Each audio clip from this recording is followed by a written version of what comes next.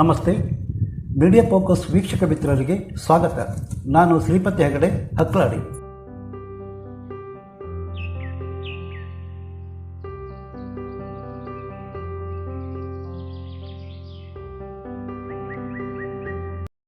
ಸಾಲಿಗ್ರಾಮ ನಂಬಿಕೆ ಇಲ್ಲದವರಿಗೆ ಅದೊಂದು ಬರೇ ಕಲ್ಲು. ಒಪ್ಪಿ ಕಣ್ಣಿಗೊತ್ತಿಕೊಂಡರೆ ವಿಷ್ಣು ಅವತಾರ ರೂಪ. ಸಾಲಿಗ್ರಾಮ ಒಮ್ಮೆ ದೇವಸ್ಥಾನ ಅಥವಾ ಮನೆ ದೇವರ ಕೋಣೆ ಸೇರಿದರೆ ದೇವರಾಗುತ್ತೆ. ಆದರೆ ದಿನ ಪೂಜೆ ಮಾಡುವ ಮಾನವ ಕಲ್ಲಾಗೇ ಇದ್ದಾನೆ. ಸಾಲಿಗ್ರಾಮ ಅಥವಾ ಶಾಲಿಗ್ರಾಮ ಪವಿತ್ರ ಕಲ್ಲು ಅಥವಾ ಶಿಲೆ. ವಿಶೇಷ ಅಂದರೆ ಹಿಂದೂ ಧರ್ಮದಲ್ಲಿ ವಿಷ್ಣು ಪ್ರತೀಕ ಸಾಲಿಗ್ರಾಮ. ಸ್ನೇಹಿತರೆ, ಸಾಲಿಗ್ರಾಮದ ಹಿಂದೆ ರೋಚಕ ಕಥೆ ಇದೆ. ಯುದ್ಧವು ನಡೆದು ದುಷ್ಟ ಸಂಹಾರವೂ ಆಗಿದೆ. ಶಾಪ ವಿನಿಮಯ, ಶಿಷ್ಟ ರಕ್ಷಣೆ ಆಗಿದೆ. ಹಲವರ ಮನೆಯಲ್ಲಿ ಸಾಲಿಗ್ರಾಮಕ್ಕೆ ನಿತ್ಯ ಪೂಜೆ ಮಾಡಿದರೆ ಮತ್ತೆ ಕೆಲವರು ಮಡಿ ಮೈಲಿಗೆಗೆ ಹೆದರಿ ಸಾಲಿಗ್ರಾಮ ಮನೆಯಲ್ಲಿ ಇಟ್ಟುಕೊಳ್ಳೋದಕ್ಕೂ ಹಿಂದೇಟು ಹಾಕ್ತಾರೆ. ಸಾಲಿಗ್ರಾಮ ಹುಟ್ಟು ವಿಶೇಷ ತಿಳಿಸುವ ಪ್ರಯತ್ನ ಇಲ್ಲಿದ್ದು ಗೆಳೆಯರೇ, ಮಿಸ್ ಮಾಡದೆ ವಿಡಿಯೋ ಪೂರ್ತಿ ನೋಡಿ.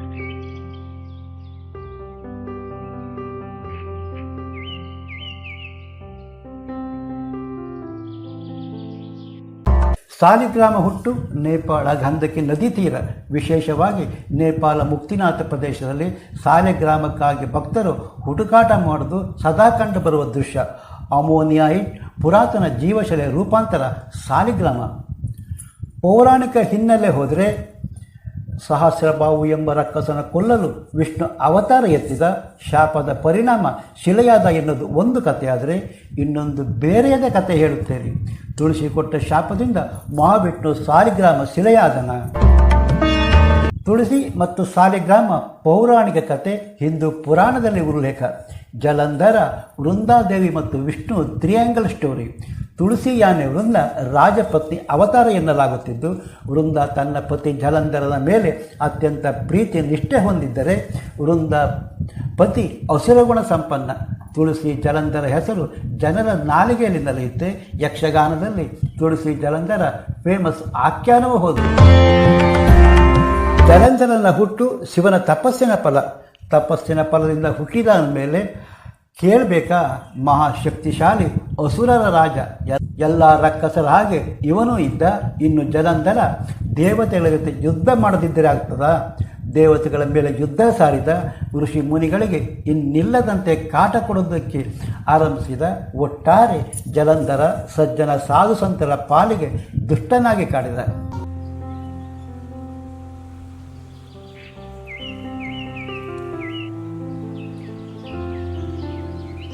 ಆದರೆ ಗಂಡ ಎಷ್ಟ ಕೆಟ್ಟವನಾದರೇನು, ಪತ್ನಿ ವೃಂದಾದೇವಿ ಪರಮ ಪತಿವ್ರತೆ. ವೃಂದಾದೇವಿ ಪ್ರತಿವ್ರತ ಶಕ್ತಿ ಇದೆಯಲ್ಲ, ಅದೇ ಜಲಂಧರನ ಬಲದ ಗುಟ್ಟು. ಜಲಂಧರ ಎಷ್ಟು ಬಲವಂತ ಅಂದರೆ ದೇವತೆಗಳು ಕಂಗೆಟ್ಟು ಹೋಗ್ತಾರೆ. ಇನ್ನೆಲ್ಲಂತೆ ಕಾಡಿದ. ಯುದ್ಧದಲ್ಲಿ ದೇವತೆಗಳು ಸೋತು ದಿಕ್ಕೆಟ್ಟು ಹೋದರು. ಅಸುರರು ದೇವತೆಗಳು ಎಷ್ಟು ಕಾಡಿದರು ಎನ್ನುವುದಕ್ಕೆ ಸಾಕಷ್ಟು ಕತೆ ಪುರಾಣದಲ್ಲಿ ಬರುತ್ತೆ. ದಾನವರು ಇಂದ್ರ ಪದವಿ ಮೇಲೆ ಕಣ್ಣಿಡೋದು, ಯುದ್ಧ ಮಾಡೋದು, ಅಸುರ ಶಕ್ತಿ ಮೇಲಾದಾಗ ದೇವತೆಗಳು ಓಡಿ ಹೋಗೋದು, ನಂತರ ವಿಷ್ಣು ಮರೆ ಹೋಗೋದು ಇದು ಮಾಮೂಲಿ ಸಂಗತಿ. ವಿಷ್ಣು ಅದೆಷ್ಟು ಬಾರಿ ದೇವತೆಗಳ ಕಾಪಾಡಿದ್ದಾರೆ. ಇನ್ನು ಶಿವನು ತಪಸ್ಸು ಮಾಡಿ ಮೆಚ್ಚಿದವರಿಗೆ ಹಿಂದೆ ಮುಂದೆ ನೋಡದೆ ತಥಾಸ್ತು ಅಂದುಬಿಡ್ತಾನೆ. ನಂತರ ಪೀಕಲಾಟಿಕೆ ಬೀಳುವ ಕಥೆಗಳು ಸಾಕಷ್ಟಿವೆ. ಆದರೆ ದಾನಶೂರರ ಪಟ್ಟಿಯಲ್ಲಿ ಶಿವನೇ ಇಲ್ಲದಿರೋದು ಅಚ್ಚರಿ. ಬಲಿ ಚಕ್ರವರ್ತಿ, ಶಿಬಿ, ಕರ್ಣ ದಾನಶೂರರಾದರೆ ರಾವಣನಿಗೆ ಆತ್ಮಲಿಂಗ ಕೊಟ್ಟ, ಭಸ್ಮಾಸುರನಿಗೆ ಉರಿ ಹತ್ತ ನೀಡಿದರೂ ದಾನದ ಪಟ್ಟಿಯಲ್ಲಿ ಶಿವನ ಹೆಸರೇ ಇಲ್ಲ ಕಾಣ್ರಿ. ಕೊನೆಗೂ ಲಂಕೆಗೆ ಹೊರಟ ಆತ್ಮಲಿಂಗ ತಪ್ಪಿಸೋಕೆ ಗಣಪತಿ ಬರಬೇಕಾಯಿತು. ಇನ್ನು ಭಸ್ಮಾಸುರನ ಸಂಹಾರಕ್ಕೆ ವಿಷ್ಣು ಮೋಹಿನಿಯಾಗಿ ಬದಲಾಗಬೇಕಾಯಿತು. ದೇವತೆಗಳ ನಿಯೋಗ ವಿಷ್ಣು ಬಳಿ ಆಹ್ವಾನ ತಂದರು. ಜಲಂಧರ ಮಟ್ಟ ಹಾಕದಿದ್ದರೆ ದೇವತೆಗಳಿಗೆ ಉಳಿಗಾಲವಿಲ್ಲ. ಕಾಪಾಡು ವಿಷ್ಣು ಅಂತ ದೇವತೆಗಳು ವಿಷ್ಣುವಿಗೆ ಶರಣು ಬಂದರು. ಇಷ್ಟೆಲ್ಲ ನಡೀತಿರುವಾಗ ಜಲಂಧರನ ಪತ್ನಿ ವೃಂದಾದೇವಿ ಪತಿಯ ಶ್ರೇಯಸ್ಸಿಗಾಗಿ ತಪಸ್ಸಿಗೆ ಕೊಡ್ತಾಳೆ. ವೃಂದ ಪತಿಯ ನಿಷ್ಠೆ ತಪಸ್ಸು ಕಡಿಸೋದಕ್ಕೆ ವಿಷ್ಣು ತಂತ್ರ ಮಾಡ್ತಾನೆ. ಅದೇ ಸಮುದ್ರ ಮಥನ ಕಾಲದಲ್ಲಿ ದೇವತೆಗಳಿಗೆ ಅಮೃತ ಕೊಟ್ಟ ರಾಕ್ಷಸರಿಗೆ ವಿಷ ಕೊಡಲು ಮೋಹಿನಿ ರೂಪ ಧರಿಸಿದ ವಿಷ್ಣು ಜಲಂಧರನ ರೂಪ ತಾಳಿ ತಪಸ್ಸು ನೀಡಿದ ವೃಂದಾದೇವಿ ಬಳಿ ಬರ್ತಾನೆ. ವೃಂದ ಯಾಮಾರಿದ್ದೋ ಅಲ್ಲೇ ನೋಡಿ. ಮಾಯಾವಿ ವಿಷ್ಣು ರೂಪಾಂತರ ಜಲಂತರ ಎನ್ನುವುದು ಗುರುತಿಸಲು ವಿಫಲರಾಗಿ ಬಂದ ಪರಪುರುಷ ಎಂದು ಗುರುತಿಸದೆ ಪತಿ ಎಂದು ಭಾವಿಸಿದ ಪರಿಣಾಮ ವೃಂದ ಪ್ರತಿವ್ರತ ಶಕ್ತಿ ಕಳೆದುಕೊಳ್ಳುತ್ತಾಳೆ. ಜಲಂಧರನ ಶಕ್ತಿ ಕವಚದಂತಿಂತ ಪತ್ನಿ ಪ್ರತಿವ್ರತ ಶಕ್ತಿ ಕಳೆಗೆ ಬೀಳುತ್ತೆ. ಅಷ್ಟೇ ಶಿವ ಜಲಂಧರದೊಟ್ಟಿಗೆ ಯುದ್ಧಕ್ಕೆ ನಿಲ್ತಾನೆ. ಶಕ್ತಿ ಕಳೆದುಕೊಂಡ ಜಲಂಧರ ಯುದ್ಧದಲ್ಲಿ ಹತನಾಗಿ ದುಷ್ಟನ ಅಂತ್ಯವಾಗುತ್ತೆ. ಇತ್ತ ತನ್ನ ಪತಿ ರೂಪದಲ್ಲಿ ಬಂದಿರೋದು ವಿಷ್ಣು ಎನ್ನುವ ಸತ್ಯ ವೃಂದಾದೇವಿ ಗೊತ್ತಾಗಿ ಮೋಸ ಹೋದ್ನಲ್ಲ ಎಂದು ಮರುಗುತ್ತಾಳೆ. ವೃಂದಾದೇವಿ ಅಸಹಾಯಕತೆ ಸಿಟ್ಟಾಗಿ ಬದಲಾಗಿ ವಿಷ್ಣುವಿಗೆ ಸಿರೆಯಾಗುವಂಥ ಶಾಪಕ್ಕಾಗ್ತಾಳೆ.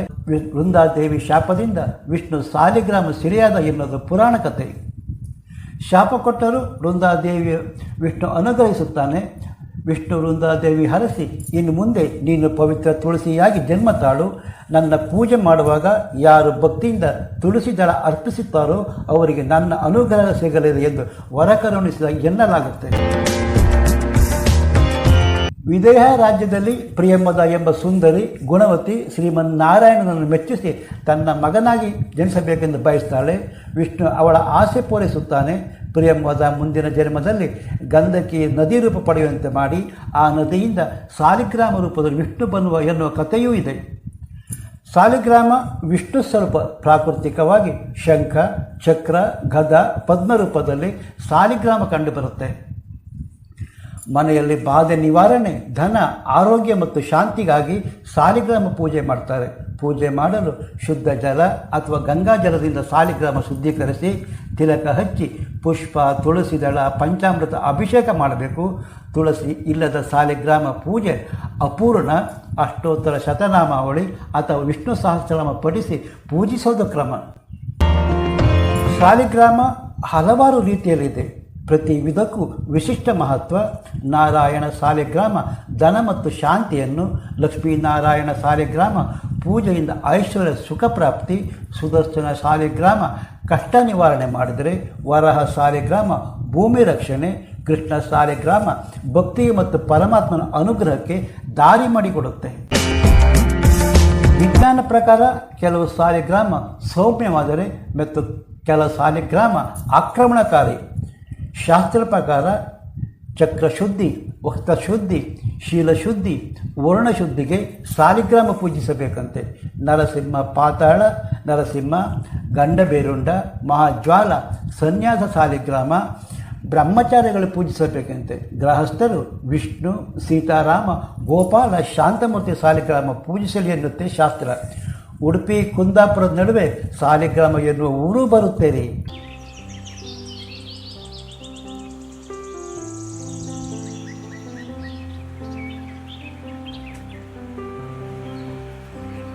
ಸಾಲಿಗ್ರಾಮದಲ್ಲಿರುವ ಚಕ್ರಗಳ ಅವಲಂಬಿಸಿ ಬೇರೆ ಬೇರೆಯಿಂದ ಹೆಸರಿಂದ ಕರೆಯಲಾಗುತ್ತೆ. ಒಂದು ಚಕ್ರ ಇದ್ದ ಸಾಲಿಗ್ರಾಮ ಸುದರ್ಶನ, 2 ಚಕ್ರವಿದ್ದರೆ ಲಕ್ಷ್ಮೀನಾರಾಯಣ, 3 ಚಕ್ರ ಅಚ್ಯುತ, 4 ಚಕ್ರ ಸಾಲಿಗ್ರಾಮ ಜನಾರ್ದನ, ಪಂಚಚಕ್ರ ವಾಸುದೇವ, 6 ಚಕ್ರವಿದ್ದರೆ ಪ್ರದ್ಯುಮ್ನ, 7 ಚಕ್ರ ಸಂಕರ್ಷಣ, 8 ಚಕ್ರ ಪುರುಷೋತ್ತಮ, 9 ಚಕ್ರ ಹೊಸತಂತ್ರ, 10 ಚಕ್ರ ದಶಾವತಾರ, 11 ಚಕ್ರವಿದ್ದರೆ ಅನಿರುದ್ಧ, 12 ಚಕ್ರಗಳಿದ್ದರೆ ದ್ವಾದಶಾತ್ಮ, 12 ಚಕ್ರಗಳಿಗಿಂತ ಹೆಚ್ಚು ಇದ್ದರೆ ಅನಂತಮೂರ್ತಿ. ಸಾಲಿಗ್ರಾಮವನ್ನು ಯಾತ್ರೆ ಅಥವಾ ಅರ್ಚಕರ ಮೂಲಕ ಪಡೆದರೆ ಶ್ರೇಯಸ್ಸು ಎನ್ನುತ್ತೆ ಶಾಸ್ತ್ರ. ವಿಷ್ಣು ಪೂಜೆಯಲ್ಲಿ ತುಳಸಿ ಹೆಸರು ಬಳಸೋದು ಅತ್ಯಗತ್ಯ. ತುಳಸಿ ಮದುವೆ ಸಂಭ್ರಮವೂ ಇದೆ ರೀ. ಅದು ಪವಿತ್ರ ಆಚರಣೆಯೇ ಹೌದು. ಸತ್ಯ, ಶ್ರದ್ಧೆ ಹಾಗೂ ಭಕ್ತಿಯ ಮಹತ್ವ ಸಾರುತ್ತೆ. ತುಳಸಿ ವಿಶಿಷ್ಟ ಔಷಧ್ಯ ಗುಣ ಹೊಂದಿದೆ. ಆಧ್ಯಾತ್ಮ ಮತ್ತು ವೈಜ್ಞಾನಿಕ ಮಹತ್ವ ಪಡೆದಿದೆ. ಸಾಲಿಗ್ರಾಮ ಇಲ್ಲದೆ ದೇವತಾರ್ಚನೆ, ದೇವಾಲಯದಲ್ಲಿ ಪೂಜೆ ನಡೆಯೋಲ್ಲ. ದ್ವೈತ, ವಿಶಿಷ್ಟಾದ್ವೈತ, ಅದ್ವೈತ ಪಾಲಕರು ಸಾಲಿಗ್ರಾಮ ತಮ್ಮ ತಮ್ಮ ಮನೆಗಳಲ್ಲಿಟ್ಟು ಪೂಜಿಸುತ್ತಾರೆ. ಸಾಲಿಗ್ರಾಮ ಇರುವ ಮನೆ ಮಹಾದೇಗುಲಕ್ಕೆ ಸಮಾನ ಅಂತಾರೆ. ಸಾಲಿಗ್ರಾಮ ನೋಡೋದು, ಸ್ಪರ್ಶ ಮಾಡೋದು, ಜಪಿಸುವುದರಿಂದ ಅಂತ್ಯವಿಲ್ಲದ ಪುಣ್ಯ ಸಿಗುತ್ತೇರಿ. ಸಾಲಿಗ್ರಾಮ ಪಳೆಯುಳಿಕೆ ಶಿಲೆಯ ಕೆಲವು ರೀತಿ ಜೀವಿಗಳಿಂದ ನಿರ್ಮಿಸಲ್ಪಟ್ಟಿದೆ ಎಂದು ವಿಜ್ಞಾನ ಹೇಳುತ್ತೆ.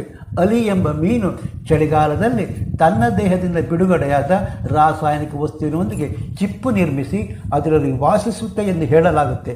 ಇನ್ನು ಸಾಲಿಗ್ರಾಮ ಪೂಜಿಸುವುದರಿಂದ ಎಷ್ಟು ಪುಣ್ಯ ಸಿಗುತ್ತೋ ದಾನ ಮಾಡಿದರೂ ಅಷ್ಟೇ ಫಲ. ಶಾಸ್ತ್ರದ ಪ್ರಕಾರ ಸಾಲಿಗ್ರಾಮ ದಾನ ಮಾಡಿದರೆ ಕೋಟಿ ಯಜ್ಞ, ಕೋಟಿ ಗೋವುದಾನ, ಕಾಶಿ ಗಂಗಾ ಸ್ನಾನ ಮಾಡಿದ ಫಲ ಸಿಗುತ್ತೆ. ಸಾಲಿಗ್ರಾಮ ಪೂಜೆ ಮಾಡಿ ಸಾಕಷ್ಟು ಪ್ರತಿಫಲ ಪಡೆದವರಿದ್ದಾರೆ. ಮನೆಯಲ್ಲಿದ್ದ ಸಾಲಿಗ್ರಾಮ ನಿತ್ಯ ಪೂಜೆ ಮಾಡಲಾಗದೆ ಔದಂಬರ ಮರದ ಬಳಿ ಗರಡಕದಲ್ಲಿ ಹಾಕಿ ಇಡುವ ಪದ್ಧತಿ ಅನುಸರಿಸಿದವರು ಇದ್ದಾರೆ.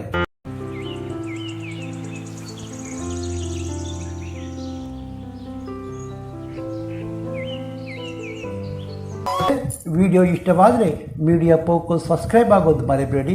ಲೈಕ್ ಮಾಡಿ ಮತ್ತು ಶೇರ್ ಮಾಡಿ. ನಿಮ್ಮ ಮನೆಯಲ್ಲಿ ಸಾಲಿಗ್ರಾಮ ಇದೆಯಾ ಕಾಮೆಂಟ್ನಲ್ಲಿ ತಿಳಿಸಿ. ಮತ್ತೊಂದು ಹೊಸ ವಿಷಯದೊಂದಿಗೆ ನಿಮ್ಮ ಭೇಟಿ.